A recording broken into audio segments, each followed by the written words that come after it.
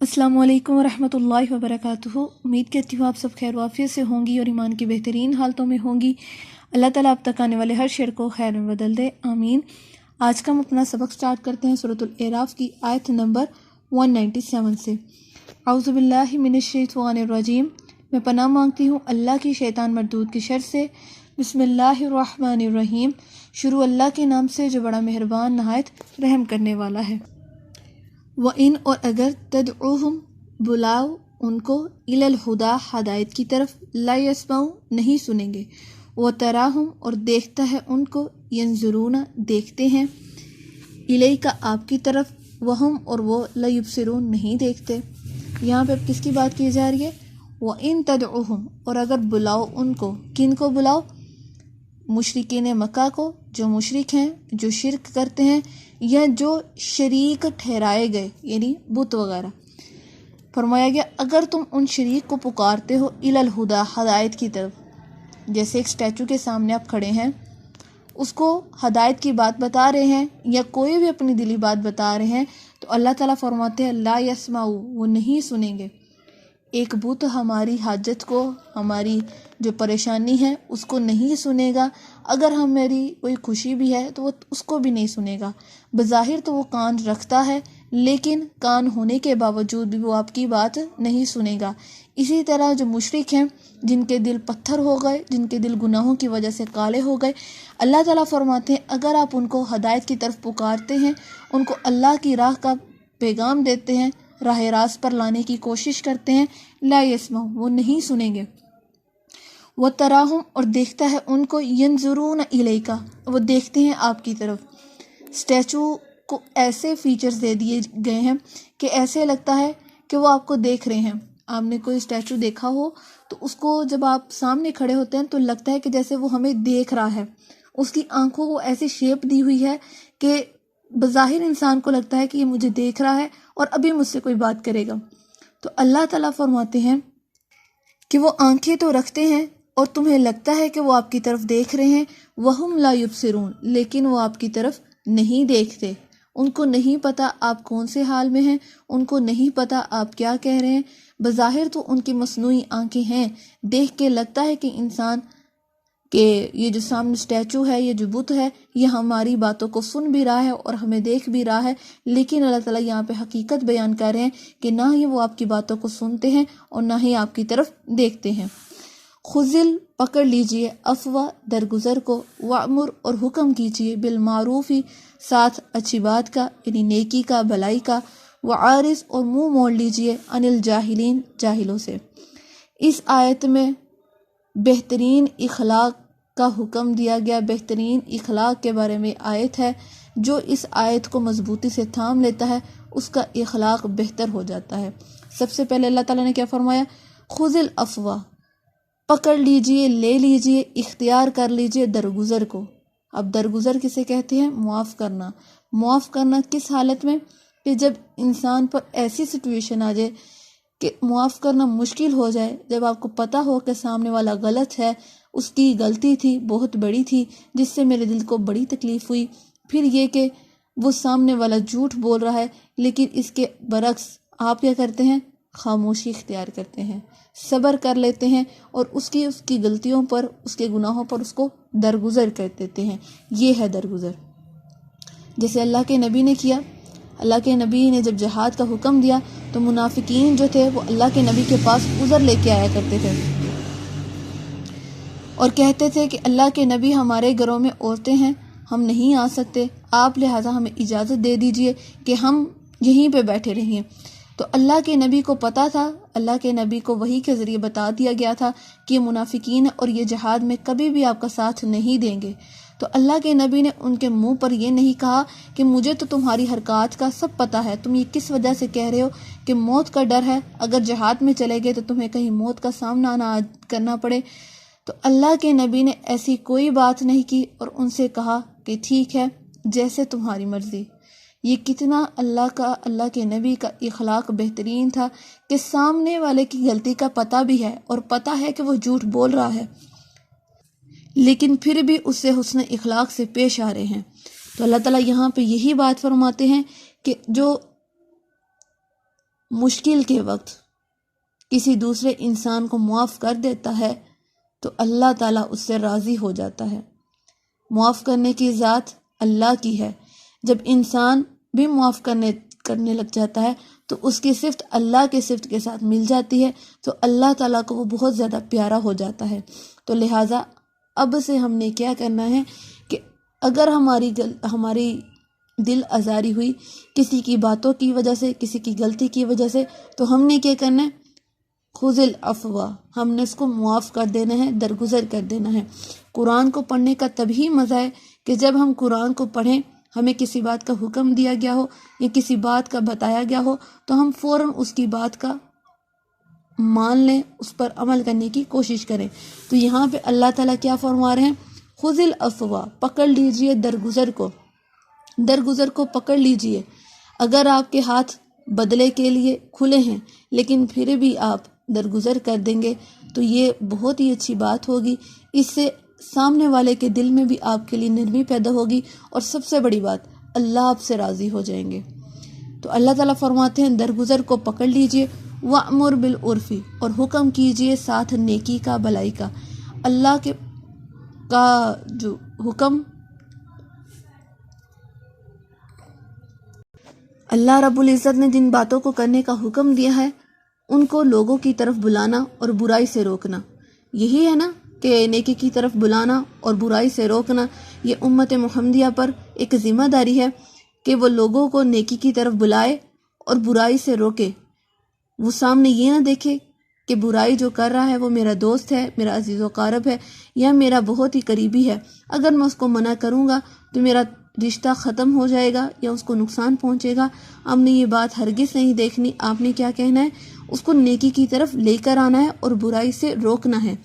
وَعَارِضْ، اور منہ موڑ لیجیے، عَنِ الْجَاهِلِينَ، جاہلوں سے، یعنی جو جاہل ہیں، جو ناسمجھ ہیں، ان سے بحث مت کیجیے، ان سے منہ موڑ لیجیے، کیونکہ جو ناسمجھ ہے، جو جاہل ہے، وہ بحث مباحثہ میں اتنا آگے چلا جائے گا کہ اس کو پتہ بھی نہیں چلے گا کہ وہ ایسی باتیں کر دے گا جو دین میں ہے ہی نہیں۔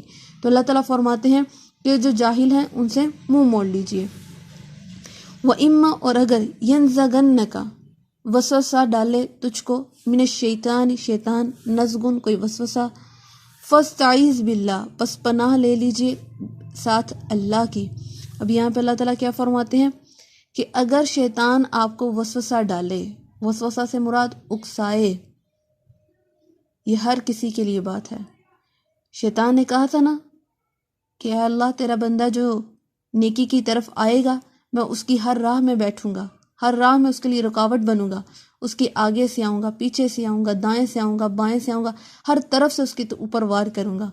تو اللہ تعالیٰ یہاں پہ یہی فرماتے ہیں کہ اگر شیطان آپ کے دل میں، آپ کے اوپر کوئی وسوسہ ڈالے، اور شیطان یقیناً ڈالتا ہے، انسان کو برائی کے لیے اکساتا ہے، اس کو کہتا ہے کہ یہ کام بڑا ہی مزے کا ہے، یہ بڑا اچھا کام ہے، بعد میں اللہ سے معافی مانگ لینا، ابھی یہ کام کر لو، سب کر رہے ہیں، سب دوست بیٹھے ہیں، سب یہی کام کر رہے ہیں، اگر تم علیحدہ بیٹھ جاؤ گے تو کیا سوچیں گے، اتنا حاجی بن گئے ہو۔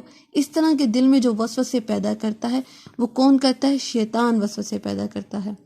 آپ نے دیکھا ہوگا کہ نیکی کرنے کا خیال ہمیں ایک دفعہ آتا ہے، ہمارے دل میں کسی نیک کام کرنے کی ارادہ آتا ہے نا، تو دل میں خیال آتا ہے کہ میں ابھی کر لیتا ہوں۔ جب ہم ابھی کا کہتے ہیں نا تو شیطان الرٹ ہو جاتا ہے کہ اس نے نیکی کا ارادہ کیا ہے، وہ فوراً سے آپ کے اوپر حملہ کرتا ہے۔ وہ کہتا ہے ابھی تو یہ بھی کام کرنا ہے، ابھی یہ بھی کام رہ گیا ہے، ابھی اس کو کر لوں، پھر بعد میں کر لوں گا۔ وہ ہر طرف سے آپ کے اوپر ایک گھیرا ڈال دیتا ہے اور آپ کو ان باتوں کو یاد دلواتا ہے جو آپ شاید پہلے بھول چکے ہوتے ہیں، اور نیکی کا کام، جو نیکی کا ارادہ آپ نے کیا ہوا تھا، وہ بالکل آپ ایسے بلینک ہو جاتے ہیں، آپ کو بھول جاتا ہے، آپ کو یاد ہی نہیں رہتا کہ میں نے کوئی ایسا ارادہ بھی کیا تھا۔ تو جب آپ نیکی کا ارادہ بھول جاتے ہیں تو وہ آپ کے اوپر اور زیادہ حاوی ہو جاتا ہے اور آپ کو برائی کی طرف آمادہ کرتا ہے، برائی کی طرف کھینچ کے لے جاتا ہے اور آپ کو خوبصورت ترین بنا کے برائی کو پیش کرتا ہے اور کہتا ہے کہ اس میں دیکھو کتنی لذت ہے۔ تو اللہ تعالیٰ فرماتے ہیں کہ اگر شیطان تمہارے دلوں میں وسوسہ ڈالے، تمہیں برائی کے لیے اکسائے، تو تم نے کیا کرنا ہے؟ فاستعذ باللہ، تم نے فوراً اللہ کی پناہ میں آ جانا ہے، اللہ سے حفاظت مانگنی ہے، فوراً سے اعوذ باللہ من الشیطان الرجیم پڑھ لینی ہے۔ اس سے کیا ہوگا؟ شیطان بھاگ جائے گا اور تم اللہ کی حفاظت میں آ جاؤ گے۔ انہ بے شک سمیع علیم، بے شک اللہ سننے والا اور جاننے والا ہے۔ اللہ تعالیٰ جانتے بھی ہیں اور سنتے بھی ہیں۔ جب تم اللہ کی حفاظت میں آ جاؤ گے تو اللہ تمہاری نگہبانی کرے گا، شیطان کو تم سے دور کرے گا، اور جو وسوسے تمہارے دلوں میں آتے ہیں اس کو بھی کم کر دے گا۔ ان الذین اتقوا، بے شک جو لوگ پرہیزگاری کرتے ہیں، اذا جب مسہم لگتا ہے ان کو طائف کوئی وسوسہ، من الشیطان شیطان کی طرف سے، تذکروا یاد کر لیتے ہیں، فاذا پس ناگہاں ہم مبصرون وہ دیکھنے لگتے ہیں۔ اب یہاں پہ اللہ تعالیٰ پرہیزگاروں کی بات کر رہے ہیں۔ اللہ تعالیٰ فرماتے ہیں کہ جب پرہیزگاروں پر کوئی وسوسہ چھو کر جاتا ہے، مسہم لگتا ہے، لیکن مس کا جو لفظی معنی ہے وہ چھونے سے ہے، ٹھیک ہے؟ تو اللہ تعالیٰ فرماتے ہیں کہ جو پرہیزگار لوگ ہیں، جب ان کو کوئی شیطان کی طرف سے وسوسہ لگتا ہے، جب شیطان ان کو نیکی سے روکتا ہے اور دوسرے کام جو برائی کے ہوتے ہیں ان کی طرف اکسانا شروع کر دیتا ہے، آپ نے بھی دیکھا ہوگا شیطان ہمیں کس کس باتوں پر اکساتا ہے۔ اگر ہم نے جیسے سوچ لیا درگزر کرنے کا، تو شیطان فوراً سے ہمارے اوپر حاوی ہوگا، وہ کہے گا کہ ہر دفعہ تم ہی معاف کرتی جاؤ گی، سامنے والی نے اتنی غلطیاں کی، اب تم معاف کرتی جاؤ گی تو وہ سمجھے گی کہ تم میں تو ہمت ہی نہیں ہے، تم بزدل ہو۔ اگر سامنے والے نے تم سے کچھ کہہ دیا، اگر تم بڑھ کر جواب نہ دو گی تو وہ کہے گا اس کو تو بولنا ہی نہیں آتا، وہ سمجھے گا کہ اس کو تو عقل ہی نہیں ہے، اگلی دفعہ تم پر زیادہ وہ باتیں کرے گا۔ اسی طرح کی باتیں آتی ہیں نا انسان پر، دماغ میں ایسی باتیں چل رہی ہوتی ہیں۔ جب ہمیں غصہ آتا ہے تو انسان کے اوپر جو شیطان ہے وہ زیادہ حملہ کرتا ہے، اس کو اکساتا ہے، نیگیٹیوٹی اس کے اندر زیادہ لے کر آتا ہے۔ تو اللہ تعالیٰ فرماتے ہیں جو لوگ پرہیزگار ہیں، جن کو اللہ کا ڈر ہے، جب ان کو وسوسہ لگتا ہے تو کیا کرتے ہیں؟ تذکروا یاد کر لیتے ہیں، فوراً سے وہ یاد کر لیتے ہیں کہ ہمیں اللہ نے کیا حکم دیا ہے۔ اللہ نے کیا حکم دیا؟ خذ العفو، درگزر کو پکڑ لیجئے۔ وہ فوراً سے یاد کر لیتے ہیں کہ نہیں، اگر میں معاف کر دوں گا تو میں اللہ کو پسند آ جاؤں گا، اگر میں نے بدلہ لے لیا تو مجھ میں اور سامنے والے میں کچھ فرق نہیں باقی رہے گا۔ فَإِذَا هُمْ مُبْصِرُونَ، پس ناگہاں وہ دیکھنے لگتے ہیں، ان کی آنکھیں کھل جاتی ہیں کہ میں کیا کرنے جا رہا تھا اور کیا کرنے کا حکم مجھے شیطان دے رہا تھا۔ فوراً سے وہ الرٹ ہو جاتے ہیں، ان کی آنکھیں کھل جاتی ہیں، اور وہ سامنے والے کی غلطی کو دیکھنے کی بجائے اپنی غلطی کو ڈھونڈتے ہیں کہ کہاں مجھ سے غلطی ہوئی، جو سامنے والے کا ریئیکشن ایسا تھا۔ شیطان کیا کرتا ہے؟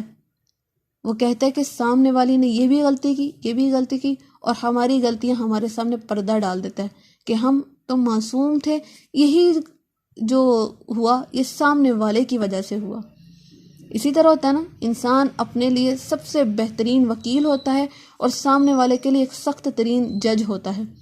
ایک منٹ نہیں لگاتے سامنے والے کو جج کرنے میں، اور اپنی باری جب آتی ہے تو ہم خود کے لیے دلائل پیش کرتے ہیں کہ میں نے ایسا نہیں کرنا تھا، لیکن یہ سچویشن پیش آئی تو میں نے ایسا کر دیا، میں نے یہ کام کرنا نہیں تھا لیکن مجبوری تھی جو مجھے یہ کرنا پڑا۔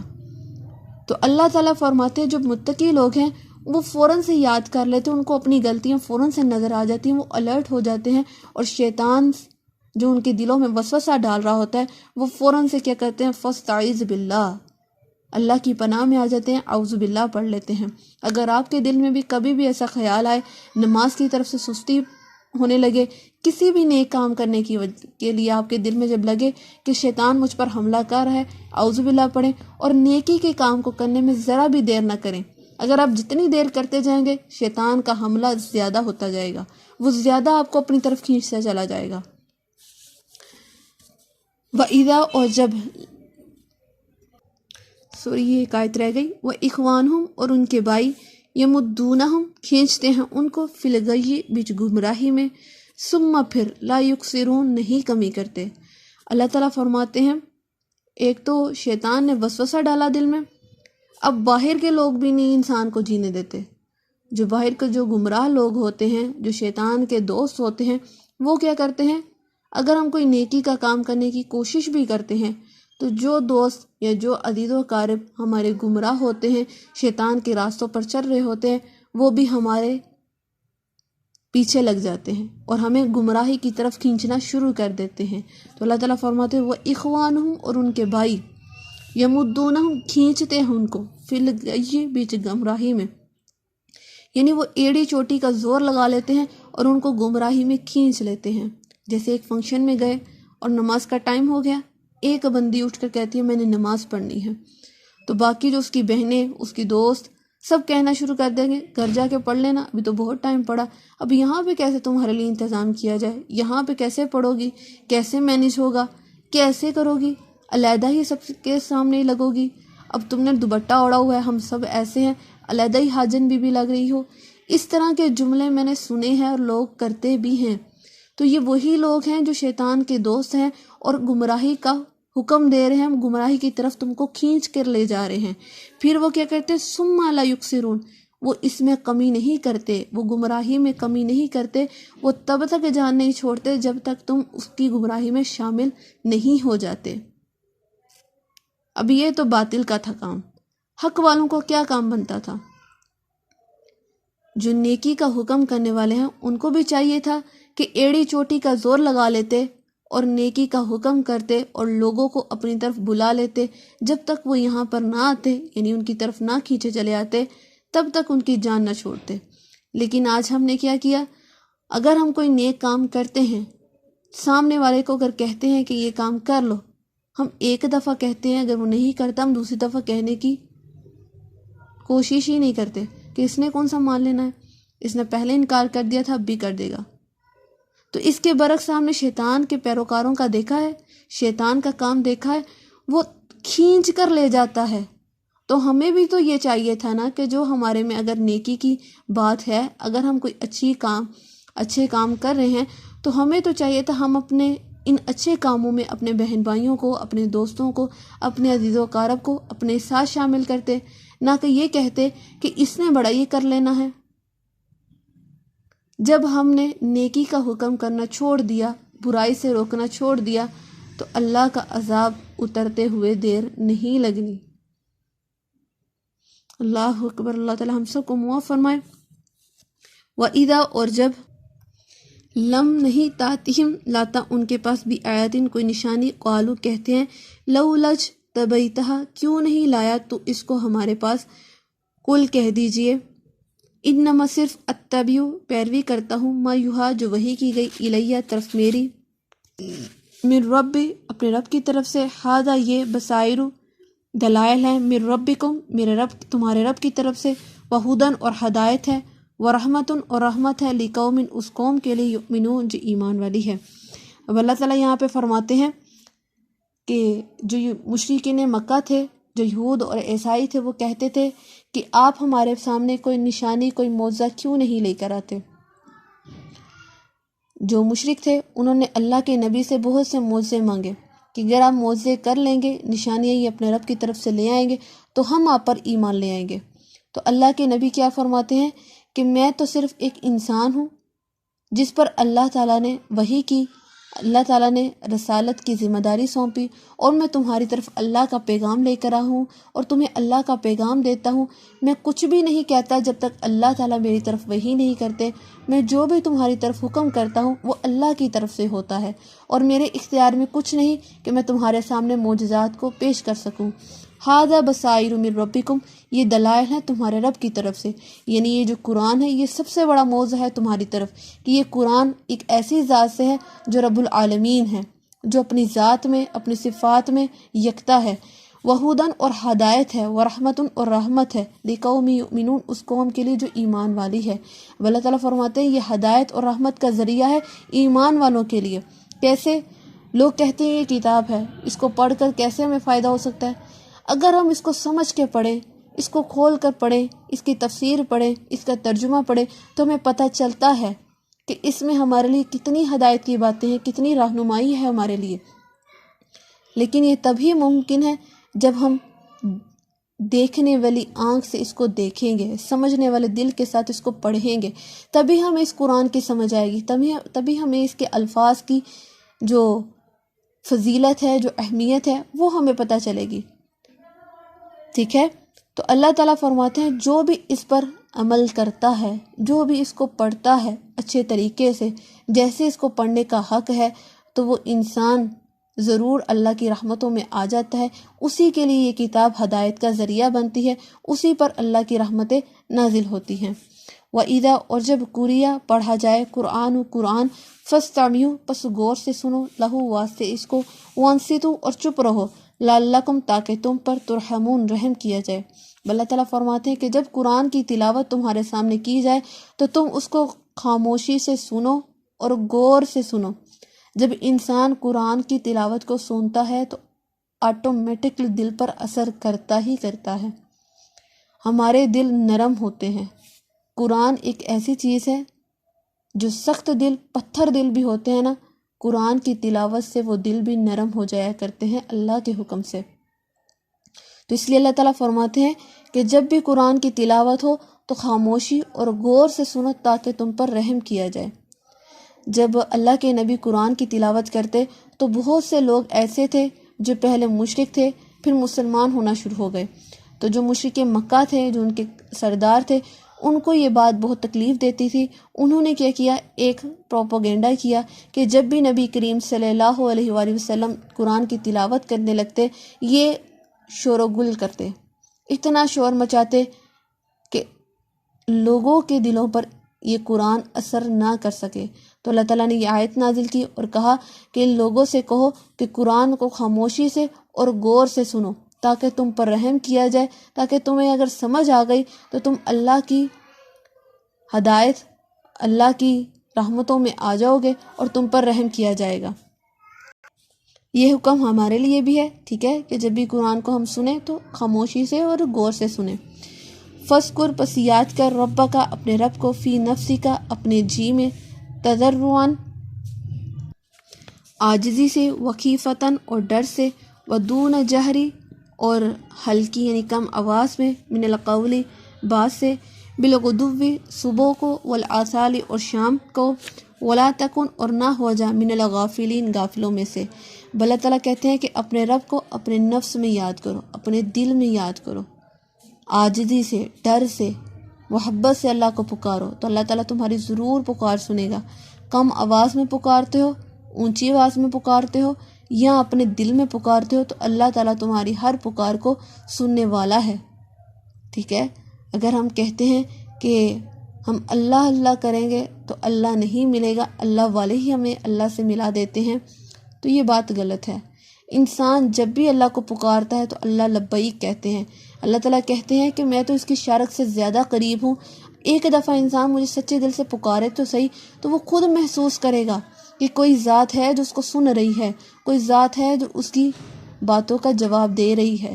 جب ہم تنہائی میں نماز پڑھتے ہیں، اللہ سے دعا کرتے ہیں تو ہمارے جسم میں ایک عجیب طرح کا سکون پیدا ہو جاتا ہے۔ وہ سکون کس کی طرف سے ہوتا ہے؟ وہ اللہ کی ذات کی طرف سے ہوتا ہے۔ تو اللہ تعالیٰ فرماتے ہیں اپنے نفس میں اپنے رب کو یاد کرو، عاجزی سے، ڈر سے، اللہ کے سامنے اتراتے ہوئے نہ ہو، اللہ کے سامنے تھک کے ہارے ہوئے آؤ کہ اللہ میں ہار گئی، عاجزی سے آؤ، انکساری اختیار کرو اور اللہ کا ڈر اپنے دل میں رکھو۔